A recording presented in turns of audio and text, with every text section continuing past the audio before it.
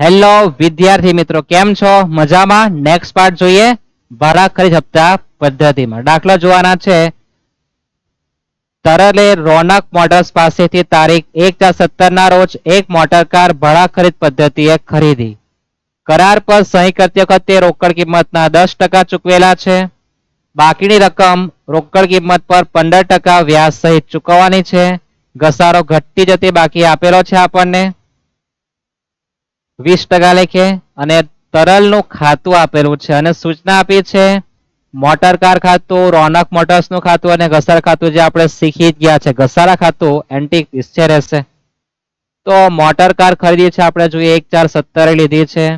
કરાર પર સહી કર્યા તો રોકડ કિંમતના 10% પર રોકડ કિંમત જ નહીં આપી. પછી રોકડ કિંમત પર 15% વ્યાજ આપે. ઘસારો ઘટતી જતી 20% ગણ્યું કીધું છે. બરાબર, આટલું આપણને આપેલું છે.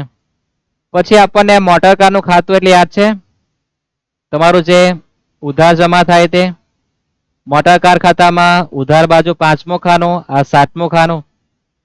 રોનક મોટર્સ એટલે વેચનાર ખાતું, ખબર ને? તરલે રોનક પાસેથી ખરીદેલું છે એટલે ત્રીજું અહીંયા, ચોથું વત્તા 5મું. ઘસારા ખાતું 9 છે જે આપણે શીખવાના છે. બનાવજે ટેબલ બનાવે પછી બધું વાંચ્યા કરીએ. આપણે બહુ મહેનત કરતા નથી.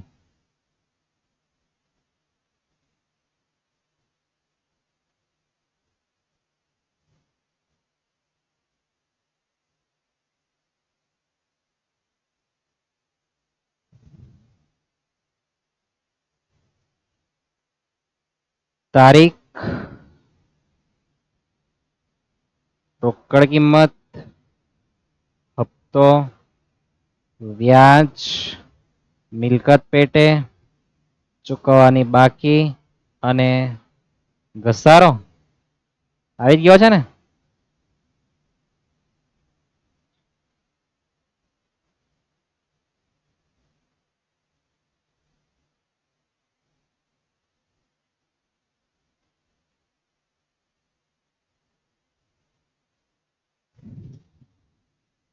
ફટાફટ લખી દઈએ.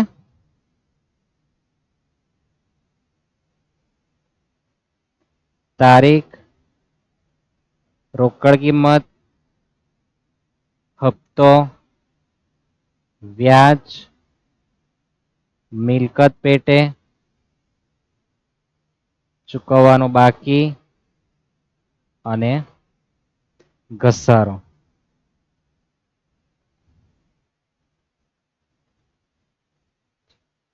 હવે જો તો કેટલી માહિતી તમને આપી છે? 1 2 3 ને 4. 1 આ 2 અને ચોકઠો બેસી જવાનું છે. ઉપર લખી દેવાનું રોકડ કિંમતની ગણતરી દર્શાવતું કોષ્ટક.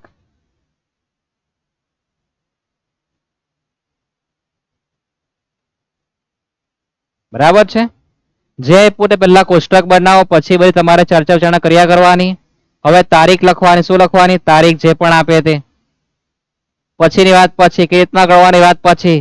પહેલા તમારે બધું સેટઅપ કરવાનું. લગન તો છે જ, બરાબર? જેના હોય તેના મંડપ મુહૂર્ત કરીએ આપણે. તો જે તારીખ આપી છે, તારીખ આપી 1/4/17 શરૂઆતની તારીખ છે 1/4/17. પછી તારીખ એના પછી કઈ આવતી છે તે જોવાની. તો પછી તારીખ છે 31/7/17 છે. પછી 30/11/17 છે અને પછી આપેલું છે 31 છે.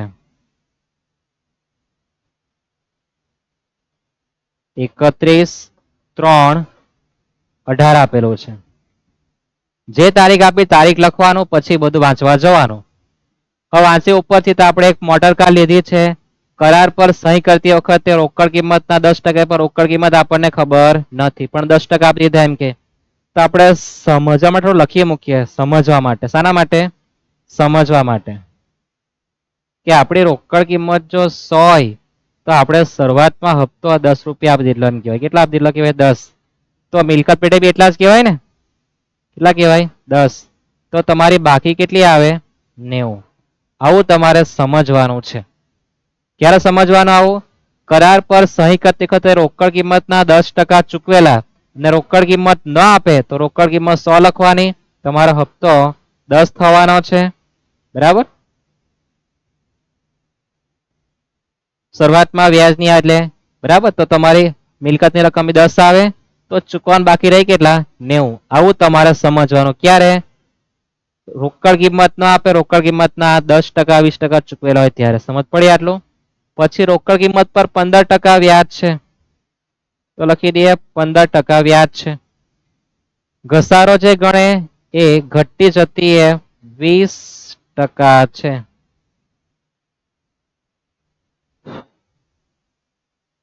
ઘટતી જતી એ 20% ઘસારો આપેલો છે. ઓકે, જયપુર લખી દીધું છે આપણે. પછી આપણને 1/4/17 વેચાણ આપ્યું, ક્વેશ્ચનમાં કેટલામાં આપ્યું તે આપ્યું જ નથી એમ કે 31/7/17 આપણને વ્યાજ ખાતે આપ્યા કેટલા 40,500. તો વધારે નહીં વિચારવાનું, વ્યાજ દેખાય તો તમારે 31/7/17 માં વ્યાજના ખાનામાં જવાનું અને લખી દેવાના 40,500. તમારે વધારે પડતું બી કઈ વિચારવાની જરૂર નથી, જે આપે લખો, બરાબર. વ્યાજના ખાનામાં લખી દો. એ જ પ્રમાણે 30/11/17 નો વ્યાજ લખો 22,500 અને 31/3 નું લખો 9,000 રૂપિયા. જે આપે તે લખો. લખવાનું શું છે યાદ રહેશે, વ્યાજ છે, વ્યાજના ખાનામાં લખી દો. પછી તો બધા ક્વેશ્ચન માર્ક છે. આટલું તમને આપેલું તો ક્યાંથી સેટઅપ થાય. તો હવે તમે જોઈ શકો શું આપેલું છે. તો તમે જોઈ શકો વ્યાજના ટકા આપેલા છે અને વ્યાજના રૂપિયા બી આપેલા છે. વ્યાજ કોના પર ગણાય ખબર છે, રોકડ કિંમત પર વ્યાજ ગણાય. અહીંયા જે રોકડ કિંમત હોય એના 15% ગણો જે આવે તે વ્યાજ. તો આ વખતે આપણે ગણતરી ઊંધી કરવાની. ઊંધી એટલે કેવી, ધારો કે અહીંયા જે રકમ હોય એના ગુણ્યા 15%, તો ગુણ્યા શું કરી દેવાનું ભાગ્યા 15%. ચાલો જો કેવી રીતના ગણવાનું છે. કેલ્સીમાં લખવાનું 40,500. શું લખવાનું 40,500 ભાગ્યા 15% છે તો ભાગ્યા 15% કરો તો રકમ કેટલી આવે 270 આવે. પણ હવે તમારે આ શું રાખવાનું તે જો. તો વ્યાજના જે 15% આપેલા છે એ બાકીની રકમ પર છે, બરાબર ને. તેના પછી બાકીની રકમ પર તો 15% તમને જે આપે કે સૂચન નહીં આપે એ વાર્ષિક ટકા કહેવાય. ક્યાં કહેવાય વાર્ષિક કહેવાય. શું કહેવાય વાર્ષિક ટકા કહેવાય. તો આ ટકા વાર્ષિક છે એટલે કે 12 માસના તમને 15% આપેલા છે. 12 માસના કેટલા આપેલા છે 15% આપેલા છે. તમે જોઈ શકો છો તમારા જે હપ્તા જે બધા આપેલા છે એ અહીંયા કેટલા સમયગાળો થાય જો 4 થી ચોથો, પાંચમો, છઠ્ઠો અને સાતમો, એટલે તમારા 4 માસ થયા. તેમાં તમારે 4 માસનું વ્યાજ આપવું પડે. ક્યારે 31/3/17. પછી 8મો, 9મો, 8, 9, 10, 11મો, અહીંયા પણ તમારા 4 માસ થાય. કેટલા માસ થાય 4 માસ. પછી 12મો, પહેલો, બીજો, ત્રીજો, અહીંયા 4 માસ થાય. તો તમારી પર જે વ્યાજ છે 15%, એ તો આખા વર્ષના કહેવાય. તમને કશે ઉપર નથી કીધું, તમારે વાર્ષિક સમજવાના, યાદ રાખજો. આ પિક્ચર વિચિત્ર છે, બરાબર. તો હવે 4 માસના ટકા કેટલા થાય તો 15 એ 12 માસના 15%, 4 માસના કેટલા થાય 5% થાય. ક્રોસ ગુણાકાર 15 ચોક 60, 60 ભાગ્યા 5 કરો. અથવા બુદ્ધિશાળી હોય તો 4 તાલી 12 તો 5 તાલી 15 થવાના.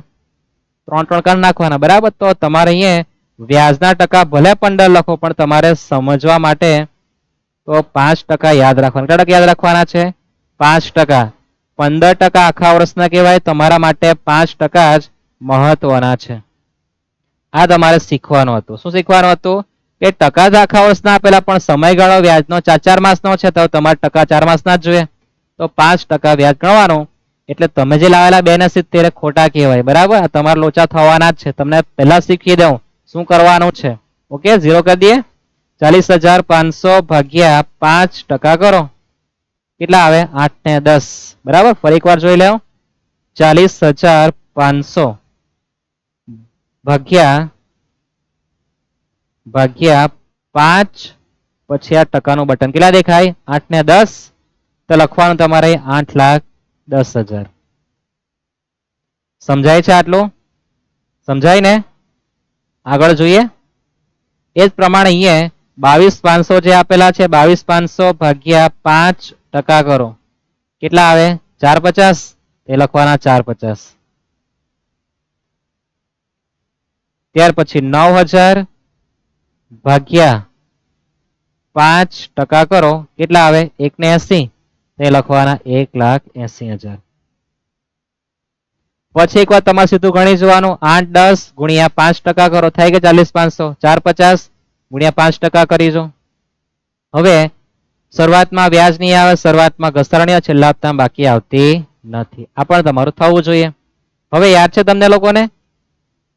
આ જે રોકડ કિંમત આવી એ ઉપરના હપ્તામાં શું કહેવાય? ચૂકવવાનું બાકીમાં આવે ને, તો એ લખી દઈએ આપણે 1,80,000. અહીંયા જે 450 છે એ ઉપરનામાં ચૂકવવાના બાકીમાં લખવાના, અને 8, 10 ઉપર લખવાના ચૂકવવાના બાકીના ખાનામાં.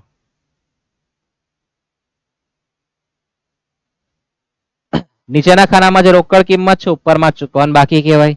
હવે તમે જોઈ શકો છો 8, 10 જે આવી ગયા રકમ કેટલી કહેવાય? 90%. તો કેલ્સીમાં લખવાનું 8,10,000 ભાગ્યા 90% કરો. કેટલા કરો? 90%. તો તમારી રોકડ કિંમત કેટલી આવે? 9 લાખ આવે. કેટલી આવે રોકડ કિંમત? 9 લાખ. તમારી રોકડ કિંમત આ રીતના ગણવાની છે. ખ્યાલ આવે કેટલું ઈઝી વસ્તુ હતું?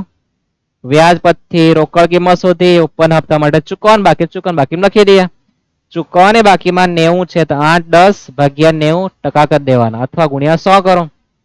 તો રોકડ કિંમત 9 લાખ આવી ગઈ. આ શીખવાનું છે. પછી તો નવી બાટલીમાં જૂનો દારૂ છે. જો કરાર પર સહી કરે 10% આપે, લખેલા 10% છે ને, તો 9 લાખ ગુણ્યા 10% કરો. 10% એટલે 1 મીંડું ઓછું. તો તમારો હપ્તો કેટલા આવે? 90,000. હપ્તો માઇનસ વ્યાજ, તો મિલકતના કેટલા આવે? 90,000. હવે 9 લાખ નું લીધું, અહીં પણ 90,000, બાકી 8 ને 10 સાબિત થઈ ગયા. 8, 10 પર આપણે વ્યાજ ગણેલું છે, ગણેલું છે ને. હવે જો 8, 10 આપણે આપવાના છે, એમાંથી ચૂકવવાના બાકી કેટલા રાખ્યા છો? 450. તો કેલ્સીમાં લખવાના 8, 10 ઓછા 4,50,000. તો મિલકત પેટે તમે કેટલા આપેલા હોય? 3,60,000. અત્યાર સુધી શું કરતા? 8, 10 માઇનસ 360 કરતા 450 મળતા. આ વખતે ઊંધી ગણતરી છે. 8, 10 માંથી બાદ કરી દેવ 450, તો મિલકત ના મળી જાય કેટલા? 360.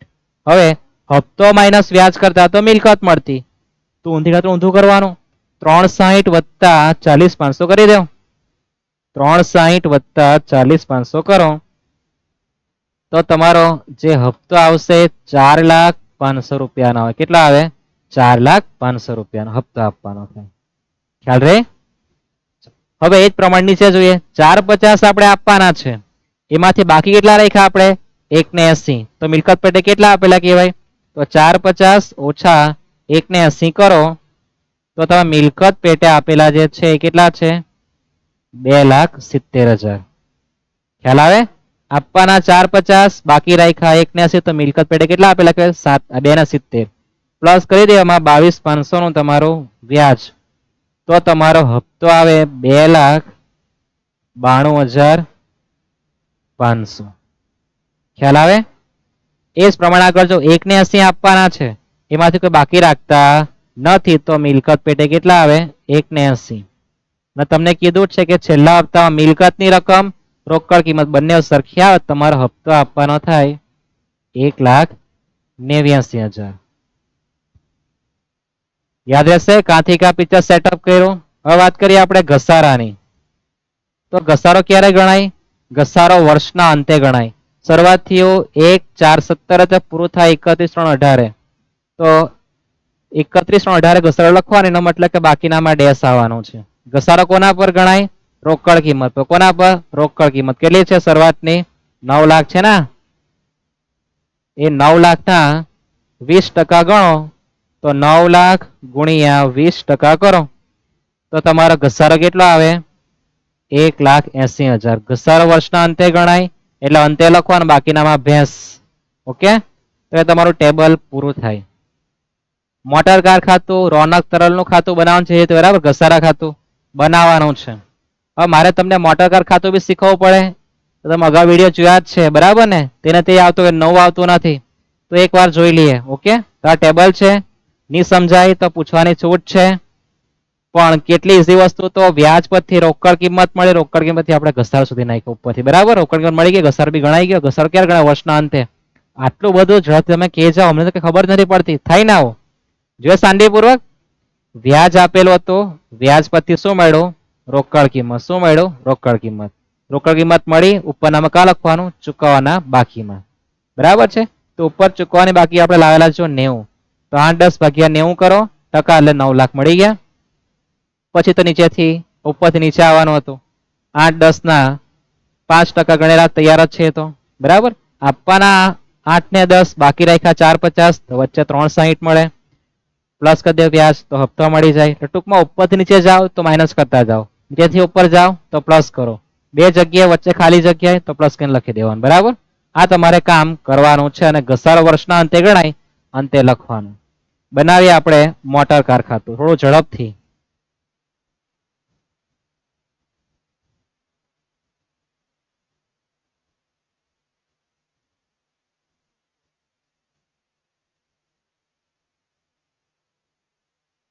ખાના તમારે બનાવવાના છે, મારે ઝડપથી જવાનું છે. બરાબર. વચ્ચે 2 ભાગ કરી દઉં. તારીખ, વિગત, નોપા રકમ તમારે લખ્યા કરવાનું.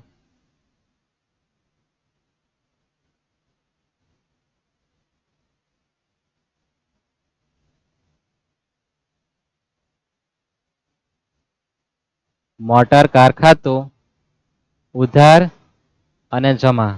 ઉધાર બાજુ પર તમારું કઈ ખાનું આવે? 5મો. જમા પર કયું આવે? 7મો ખાનું આવે. તમારી ઈચ્છા પૂરી જ કરી દેવા, લખી દઈએ, કારણ કે તમે લોકો હોશિયાર વધારે ને પાછા. તારીખ, વિગત, રકમ, નોપા ચાલી જશે. તારીખ, વિગત અને રકમ.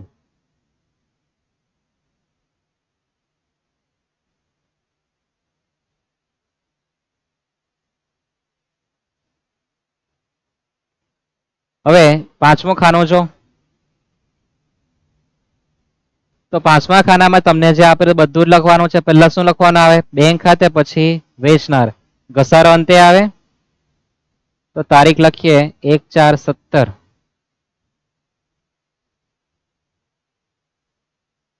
બેંક ખાતે તમે કેટલા આપેલા છે? જોઈ શકો તમે 90,000 રૂપિયા આપેલા. કેટલા આપેલા છે?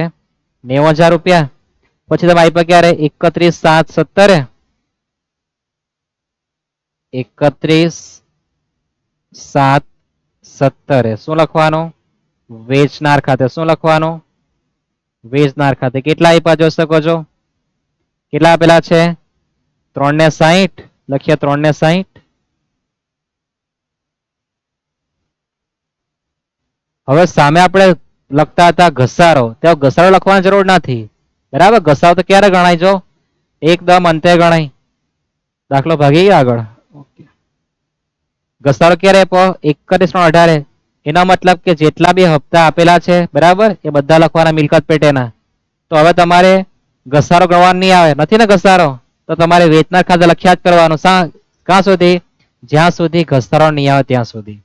બરાબર છે. તો લખીએ. હપ્તો છે તમારો 30/11/17. વિગતમાં વેચનાર ખાતે. આખા તમારું વર્ષ પૂરું થતું છે 31/18, ત્યાં સુધી તમારે લખવાનું વેચનાર ખાતે. રકમ જોઈ શકો 270 ને 180 આપ્યા ને. 270 અને 180.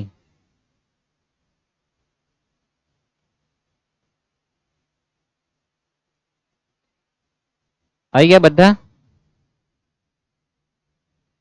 તમારું જે મિલકતનું ખાનું છે 90,000, 360, 270 ને 180. હવે પછી ઘસારો આવે તો ત્યાં સુધી તમારે બધું જ લખવાનું આ રીતના. બરાબર છે. સામે તમારો ઘસારો 31/3/18. ઘસારા ખાતે ઘસારો કેટલો ગણેલો છે જોઈ શકો છો. ઘસારો કેટલો છે? 1,80,000. તો લખીએ આપણે ઘસારો 1,80,000.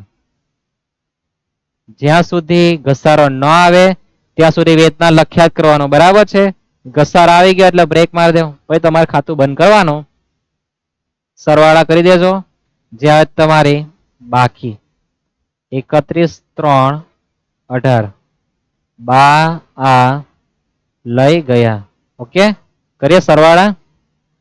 તો 90,000 વત્તા 3,60,000 વત્તા 2,70,000 વત્તા 1,80,000 તો 9 લાખ જ થવાના થાય ને. 9 લાખ રૂપિયા.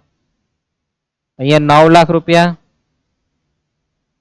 માઇનસ કરી દે 1,80 તો તમારી બાકી કેટલી આવે? 7,20,000. આ તમારું યંત્ર ખાતું છે. કેટલું સિમ્પલ હતું જો.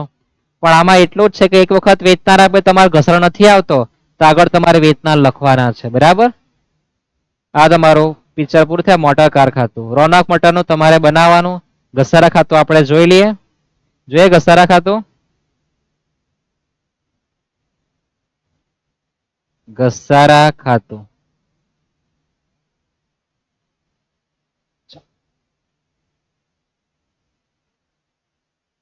તો ઘસારા ખાતામાં જોઈ શકો ઘસારો તમને એક જ આપેલો છે. કોના ચોપડે છે? તરલ. તરલ કોણ છે? ખરીદનાર. ખરીદનાર ચોપડામાં ઘસારો ક્યારે ગણાય? તો તમે આમનોન કદાચ તમને ખબર હોય તો ઘસારા ખાતે ઉધારતે યંત્ર ખાતે આવે ને. તો ઘસારા ખાતામાં શું લખવાનું? ઉધાર બાજુ પર યંત્ર ખાતે. શું લખવાનું? યંત્ર ખાતે. તારીખ 31/3/18 ઘસારો ગણો તમે જો. ઘસારો ક્યારે આવતો છે? 31/3/18 આવતો. કેટલા આવે? 1,80 તો લખવાનું 1,80. વિગતમાં યંત્ર ખાતે અને સામે તારીખ લખી દેજો. 31/3/18 નફા નુકસાન ખાતે 1,80,000. બસ બીજું કઈ આપ્યું ને. તમારું ઘસારા ખાતું પટી ગયું છે ને. સિમ્પલ. ઘસારા ખાતું આટલું જ છે. એ નવું આવતું નથી. ઓકે, યાદ રહેશે. બરાબર. હવે તમારા માટે જે બાકી રાખેલું છે મેં એ રોનક મોટર્સ નું ખાતું છે. તમારો હપ્તો ત્રીજું ખાનું ઉધાર, ચોથું પાંચમું જમા કરવાનું એ તમને આવડશે. બરાબર. એ તો સિમ્પલ છે. પણ આમાં શીખવાનું એ હતું કે જો મોટર કાર ખાતું બનાવવાનું હોય ને ઘસારો ક્યારે ગણાય? તો ઘસારો ગણાય તે પહેલા તમારા 3 હપ્તા તમારા 3 હપ્તા ખાતે વેચના ખાતે લખવાના. પછી એક લખો ને ઘસારા ખાતે લખો ને બાકી છે એવું કઈ આવતું નથી. આ યાદ રાખવાનું છે. અગાઉના વિડીયો એકવાર અવશ્ય જોવા જે તમને વેચનાનું ખાતામાં વધુ ખ્યાલ આવે. બરાબર છે. તો અહીંયા તમારો દાખલો પૂરો થાય છે. બરાબર. લાઈક શેર ને સબસ્ક્રાઇબ તો વારંવાર કહેવાનું એ બહુ સારું લાગતું નથી પણ ચેનલ સબસ્ક્રાઇબ કરી દેજો. વિડીયો પસંદ આવે તમારા મિત્રોને મોકલો. બીજાના ભલામાં આપણું ભલું જ છે. ઓકે, ધન્યવાદ.